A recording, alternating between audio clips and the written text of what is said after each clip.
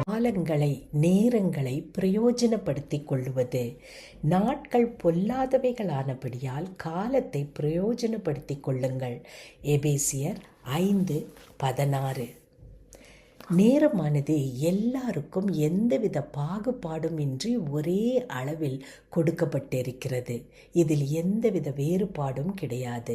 ஆனால் காலங்கள் பொல்லாதவைகளாக இருக்கும்போது நாம் எதிர்நோக்குகிற சவால்கள் மிக கொடியதாக இருக்கிறது. எனவே இந்த சவால்களை எதிர்த்து நிற்க வேண்டும் என்றால் காலத்தை பயன்படுத்தி கொள்ள, பிரயோஜனப்படுத்தி கொள்ள நாம் பழகி கொள்ள வேண்டும். எதை பார்க்கிறோம், எதை கேட்கிறோம், இவை அனைத்தும் நேராக நம்மை தேவனிடத்திலே இழுத்து செல்கின்றதா?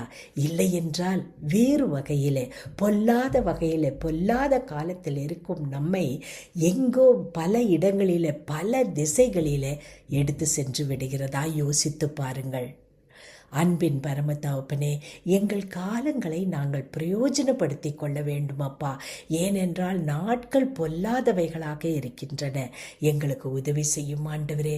எங்கள் காலங்களை எப்படி நாங்கள் பிரயோஜனப்படுத்தி கொள்ளுவது, எதை பார்ப்பது, எதை கேட்பது, எல்லாம் சிந்தித்து இவை அனைத்தும் எங்களை உம்மிடத்தில் இழுத்து செல்லக்கூடிய நேரங்களாக, காலங்களாக இருக்க எங்களுக்கு உதவி செய்வீராக, போதிப்பீராக. இயேசு கிறிஸ்துவின் மூலமே கேட்கிறோம் பிதாவே. ஆமேன்.